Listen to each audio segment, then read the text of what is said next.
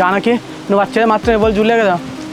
ఎవరు చూడలే రాఘవ, ఆ ట్యాంక్ దగ్గర ఎవరో ఒకరు చూస్తున్నారు, అందుకే ఇటు పొలాల సైడ్ రమ్మన్నా.